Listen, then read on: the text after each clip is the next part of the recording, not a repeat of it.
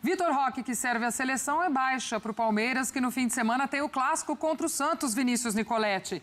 Seja bem-vindo, meu amigo. Um beijo para você. O Verdão enfrenta um dos maiores desafios da temporada, mas ao mesmo tempo abre espaço para a nova geração mostrar serviço. Entre os nomes que podem ganhar minutos estão Eric Belé, Riquelme Felipe e Larsson, 3 joias do Sub-20 que vem chamando atenção pela maturidade e qualidade técnica. Com tantos desfalques, o clássico contra o Santos vira uma vitrine da base alviverde que segue mostrando por que o Palmeiras é uma das maiores potências formadoras do país torcedor. Acredita que as crias da academia vão dar conta do recado na Vila? Comenta aí e deixa o like para apoiar essa molecada. Oi, Glaucio, um beijo para você também, abraço aos companheiros, fã de esportes. Pois é, o Palmeiras com essa lista enorme de desfalques, são 12 desfalques contando os jogadores que estão se recuperando de cirurgia, o Paulinho, Lucas Evangelista e também o Everton, que teve aquela fissura na mão. Vitor Roque é desfalque certo, mas o Palmeiras trabalha para trazer o Flaco Lopes, que vai defender a seleção da Argentina na sexta-feira. Então o Palmeiras conta com ele, vai fazer a avaliação do jogador que chega no Brasil no sábado e fica a expectativa de poder contar com o Flaco Lopes, pelo menos no banco de reservas. Aliás, com tantos desfalques, a dificuldade do Palmeiras é exatamente para montar o banco de reservas e vai contar com jogadores da base, como Eric Belé, que jogou alguns minutos, 15 minutos contra o Juventude, Riquelme Felipe, que atuou contra o Grêmio, jogador promissor, atacante, já vale mais de 100 milhões de euros a multa rescisória, e o Larsson, que ficou no banco de reservas nos últimos 3 jogos do Palmeiras,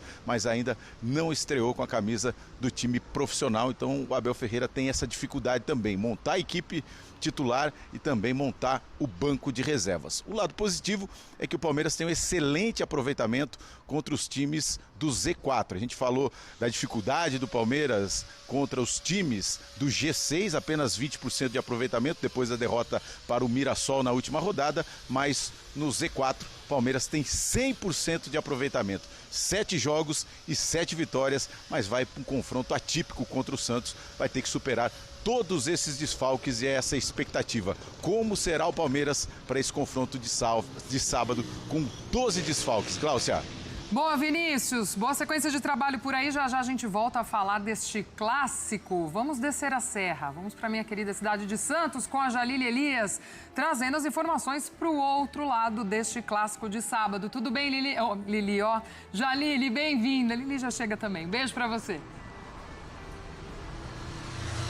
É isso, Glaucio, um abraço para você, um abraço aos amigos do estúdio, também ao fã de esporte. O Santos, então, segue a preparação para encarar o Palmeiras neste sábado, às 9 horas da noite, na Vila Belmiro. Jogo atrasado, né? Válido pela 13ª rodada do Campeonato Brasileiro, que então será realizado durante esta data FIFA. Para esse confronto, o técnico Juan Pablo Vojvoda terá o retorno do lateral direito Mike, né? Que cumpriu suspensão na última rodada contra o Flamengo, e também volta a ter à disposição o meia Vitor Hugo, que não jogou contra o Flamengo justamente por estar emprestado pelo time carioca, e então agora volta a estar à disposição. Lembrando que o Neymar não jogou há 2 rodadas, quando o Santos também encarou o Palmeiras no Allianz Parque, justamente por conta do gramado sintético, mas dessa vez ele volta, deve ser titular, depois, né, de protagonizar aí cenas polêmicas no Maracanã, na derrota para o Flamengo por 3-2, ele que reclamou de ser substituído, gerou um desconforto, né, um incômodo geral entre os jogadores e comissão técnica. Fontes que eu consultei falaram que foi algo que foi prontamente resolvido ali mesmo no vestiário daquela partida, então não é algo que incomoda o Santos para o restante da temporada, mas claro, foi algo que causou bastante polêmica. Fato é que o Santos segue na luta contra o rebaixamento, não vence há 5 jogos, é o 17º colocado com 33 pontos, tem 2 pontos a menos que o Vitória, primeiro time fora da zona de rebaixamento, e se vencer o Palmeiras neste final de semana, iguala o número de jogos do Vitória e segue, né, à frente, segue fora da zona de rebaixamento. E para isso, Glaucio, o Santos conta com podemos ter um bom retrospecto recente contra o Sivai jogando na Vila Belmiro. Neste Brasileirão, sob o comando do Vojvoda, o Santos encarou São Paulo e Corinthians na Vila Belmiro e venceu. Então agora o Santos quer vencer o Palmeiras, como o Nicoletti falou, todo desfalcado, talvez tenha o Flaco Lopes, mas são muitos desfalques para manter esse 100% de aproveitamento contra o Sivai jogando em casa. Gláucia. Maravilha, Jalile. Informação importante sobre o Palmeiras. Bota a tarja aí, ó. Bota a tarja aí com a notícia. Alan Elias, não tá pronto? Pô, te dei 5 minutos. Te dei 5 minutos pra você preparar essa tarde, irmão. Você vê o nosso chefe como ele tá bem, né? Pois tá é. voando mesmo. Ó, Alan Elias receberá ofertas da Premier League em janeiro. Então o Palmeiras vai receber ofertas pela joia palmeirense em janeiro. Quando ele esteve aqui ao vivo com a gente no Fala Fonte, depois da classificação heróica do Palmeiras para a final da Libertadores, você viu que ele ficou um pouco assim, não, deixa isso com os meus empresários e tal. E a informação que vem de dentro do Palmeiras é a seguinte, não vamos negociar. Teve o Zenit, 20 milhões de euros que o Palmeiras nem quis abrir conversa, não precisa vender, não estamos a fim de negociar, mas, repito, vai chegar oferta da Premier League para a joia Alan Elias. Se o Palmeiras vai fazer negócio, aí é outro estágio. Tá. Aí é outro estágio. Mas que vai chegar oferta agora em janeiro, vai. Você acha Essa que é a informação. De grandes clubes da Premier League, podemos dizer assim? Porque acho que ele subiu daquele patamar de times que estão brigando contra o rebaixamento, né? Na minha visão, assim, eu acho que ele já tem nível para talvez um próximo do Big Six ali, né, André? Tubarão, assim, Chelsea, eu não acredito. Porque, assim, os que foram em cima, Brighton, que sondaram. Sim. Fulham, são os times que os scouts estão a toda hora em cima, ligando, consultando. Então, são times que estão ali de meio de tabela. Tá. Por exemplo, você pega o Alan Elias é a cara do Fulham. É a cara do Fulham. Você pega, né, Bruno, o Luiz Guilherme. O Luiz Guilherme arrebentou no Palmeiras. Mas ele não chegou a ser um destaque como está sendo agora o Alan. Né, de fazer gol de... Se bem que ele fez... Vamos ser justos com o Luiz Guilherme. Ele foi muito bem num jogo contra o San Lorenzo na Libertadores. Ele foi decisivo. E ele foi vendido para a Premier League. O Kevin, ele chegou para a Ucrânia e agora está na Premier League. Para mim, ele tem cara de Premier League e time de meio de tabela. Agora resta saber se o Palmeiras vai vender, né, Bruno? É isso, mas acreditando fielmente nas suas informações, eu vou só complementar dizendo que ele é muito a cara da Premier League, especialmente de clubes, eu não diria também dos grandões, dos tubarões, não que não tenha potencial para isso, mas é muito mais a cara de chegar aqui num médio em evidência e depois fazer o pulo para outro maior. Por exemplo, o Fulham do Marco Silva, português Marco Silva, que eu conheço muito bem. O Marco Silva é apaixonado por atacantes de beirada brasileiros. São vários que ele já tentou, que ele teve nas mãos. Evidentemente que o Richarlison é muito mais goleador, ali é muito mais presença ofensiva, mas quando chega para ele lá atrás no Watford, é o jogador mais de beirada. Então ele gosta muito de jogadores brasileiros, atacantes abusados, entre aspas, que joguem mais aberto. Então claramente eu não ficaria surpreso de ver um Fulham ou até mesmo um Wolverhampton que está para abrir mão do Arias, por exemplo. Seria não diria uma troca, né, mas uma mudança. Sai o Arias, entra o Alan Elias, mas claramente um jogador de Premier League, claramente um jogador para dar o salto. Agora é perceber e entender se o Palmeiras vai estar disposto a negociá-lo, né? Na segunda-feira, de 5 a 10 jogos, Benja, é o risco. Quando é o jogador do Palmeiras, por causa desse post aí contra o São Paulo, vou te falar, quando é jogador do Palmeiras é uma rapidez para julgar. Quando é jogador do Flamengo, calma, vamos analisar. Calma, não precisa ter pressa. A pergunta é, se o Vitor Roque for suspenso, o STJD vai estar fazendo justiça, exagerando, favorecendo os rivais ou acabando com o futebol? O que você acha, Clebão? Eu acho que está acabando com o futebol. Na verdade, eu já acho que acabou já, mas a cada dia tem mais indício de que realmente é o final. Não tem como. Vai punir o cara por causa disso. Final do campeonato, título aí entre duas equipes praticamente, né? O Cruzeiro correndo por fora. Mas isso é um absurdo, Beijo. Pra mim acabando o futebol, cara. Por que favorecendo os rivais, Marcelinho? Porque o Vitor Roque está numa condição maravilhosa, recuperou bom futebol, desequilibra no ataque e, com certeza, favoreceu o outro.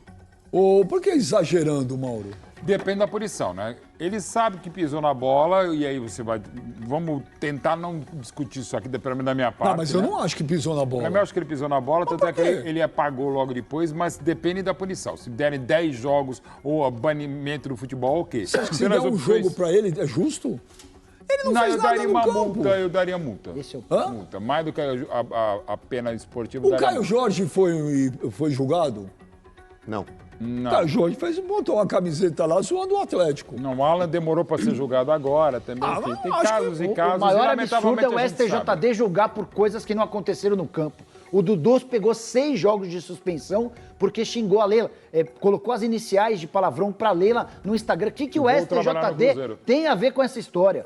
O Superior Tribunal de Justiça Desportiva quer aparecer as coisas do jogador. Não tem nada a ver uma coisa com a outra. Desculpa, é quando jogador, treinador e cartola faz suspeição sobre o campeonato, diz que outro time está sendo beneficiado tal, em vez de analisar a arbitragem, e não se faz nada. Aí todo mundo fala um monte de bobagem. E aí, inclusive, está tipificado, é só ter coragem esportiva, o que lamentavelmente Mas o do Vitor Roque, Mauro, não foi nada, cara. É uma zoeira, uma brincadeira. Uma zoeira infeliz. Ele não ofendeu que quem, cara? Quem que ofendeu? Então, a punição esportiva eu discuto, a pecuniária já...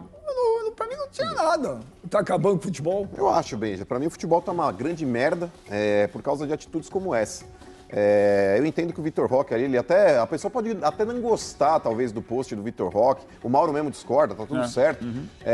Mas eu acho que hoje, Benja, quando você tenta transformar tudo em homofobia, você descredibiliza até o próprio movimento realmente de combate. Então eu acho que você tem que atacar de fato uma grande causa e não uma brincadeira dentro do futebol que, inclusive, acontece há muitos anos. E, repito, para mim isso não é homofobia. Eu acho que é uma brincadeira, uma rivalidade ali, coisa do futebol, e que não tem que ser levada tão a sério como estão tentando explorar. Para mim, se o Vitor Roque for condenado ou pegar um jogo por causa disso, é uma indecência. Não, tirar o Vitor Roque da fase, da reta final, gente, vai pegar muito mal. Com vários adiamentos do julgamento do Bruno Henrique, obedece quem tem juízo, né? Ô, Marcelinho, eu acho que todo mundo que trabalha com futebol tem que estar unido e envolvido pro bem do produto do futebol. Acho que jornalista, jogador, treinador, todo técnico, todo mundo. Você fazer isso numa reta final, por causa de uma brincadeira de Instagram, um meme, vai pegar mal pra caramba. Se eu fosse o STJD, passa batido, cara. Eu, Benja, na boa, você pega, por exemplo, isso é tão indecente, que tem um jogador condenado que pegou 12 jogos e tá jogando com efeito suspensivo. Não, e o relator Esse do caso, cara tá mas o pior jogos. é que o relator do caso na segunda-feira sugeriu o fim da suspensão e apenas uma multa de 100 mil reais. E o julgamento foi adiado. Então, o primeiro voto desse novo julgamento no pleno do STJD em relação ao Bruno Henrique é pela absolvição. Olha, o Real Madrid acertou o empréstimo do Endrick pro Lyon da França. Tá certo o empréstimo. Pergunta, Endrick trocar o Real Madrid pelo Lyon vai garantir a vaga do Endrick na Copa? Vai prejudicar a carreira do Endrick? Vai recuperar o prestígio? Ou vai bater e voltar pro Brasil? O que você acha, Gladiator? Bom, Benja, eu acho que depende muito dele, vai depender totalmente do Endrick. Se ele conseguir ter um bom desempenho no Lyon, tá dentro da Europa ali, provavelmente ele deve ser convocado. Agora, é o que eu disse, depende muito dele, né? Eu acho que realmente ele não tinha espaço no Real Madrid. O Real Madrid não emprestaria ele para um time no Brasil. Então eu acho que ele fez o certo. Eu acho que ele tem que sair mesmo, buscar o espaço e poder jogar. Você acha, mano, que ele indo pro Lyon, ele vai garantir a vaga na Copa? Eu acho, Benja. Inclusive porque depois a resposta do Mauro e do Nicola vão de acordo também com o que eu tô colocando aqui. Eu acho que ele vai deitar e rolar no futebol francês, cara. O futebol francês é um futebol fraco, comparado com outros aí, o alemão, o inglês, o próprio espanhol, o italiano. Eu acho que o Endrick, até pela capacidade que ele tem de jogar bola e é um cara muito forte, eu acredito que ele vai deitar e rolar o futebol francês. Ô, Pé de Anjo, você acha que ele vai bater e voltar pro Brasil? Eu acho não, tenho quase que certeza. Porque... Caramba, Marcelinho. Não, eu não vejo essa bola toda. Ele não tem o fundamento da perna direita, ele não tem o cabeceio, ele não é o Estevam, ele não é o Alan que o Abel colocou. Ele é um jogador normal, com muita força, que fez os gols no Brasileiro. Tá longe de ser craque? 1000 anos luzes e... Mas você é bom jogador, ponto? Bom jogador. E ele é o mesmo que o Vitor Roque, você acha, Marcelinho? O Vitor Roque é Ó, disparado. corneta na tela, hein? Põe lá. Tamo lá, vice-liderança! Aê! Obrigado, Brasil! Então, pra você, então, o Henrique é bom jogador, ponto? Bom jogador, ponto. Pra você é bom jogador, ponto, Mauro? Discordo totalmente do meu companheiro Marcelo Carioca em relação a isso. E ele só tá indo pro Leão porque tem Copa. Se não fosse Copa, ele ia segurar. Não, mas responde o que ele falou. É bom jogador, ele é craque, ele é o quê? Craque. Falou o Anderson Barros para a Casa TV que sobre essas propostas de mais de 50 milhões de euros para o Vitor Roque, ele falou, abre aspas, não nos preocupa porque o Palmeiras tem controle sobre todos os contratos, relação transparente com os atletas e representantes, não interfere em nada neste momento. A torcida está com medo, né? Mas o Palmeiras parece muito tranquilo com relação a isso. Olha, eu falei uma coisa e escrevi uma coisa e o empresário ficou muito bravo, mas eu vou repetir mesmo assim. O empresário do Vitor Roque ficou bem bravo quando eu escrevi, me mandou mensagem e tudo mais, mas enfim, é a apuração que eu tenho, faz parte, vou até dar o lado dele aqui, como já tinha dado quando escrevi, mas quando a gente viu essa notícia de suposta proposta de 50 milhões de euros e tal, foi no dia seguinte, depois de o Vitor Roque ter sido convocado.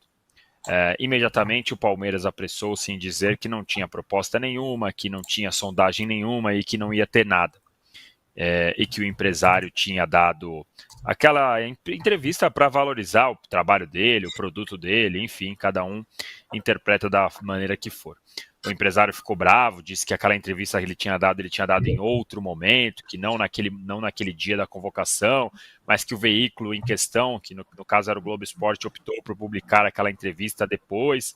Enfim, não entrando nesse mérito, o fato é que de lá para cá, desde quando o empresário deu a entrevista dizendo que ia ter proposta, essa proposta não chegou, até porque o mercado está fechado. Então, para mim, me parece muito uma situação de um empresário tentar valorizar, o que acontece isso sempre, né, Domi? Não é com o André Cury, não é com o Bertolucci, não é com um A ou com um B. Todos os empresários fazem isso, mas a diretoria está tranquila por isso, porque não está muito preocupado realmente que essa proposta vai aparecer. E se aparecer, Domi, 50 milhões de euros, dá para comprar o Gabriel Jesus e ainda ficar com 20 de troco.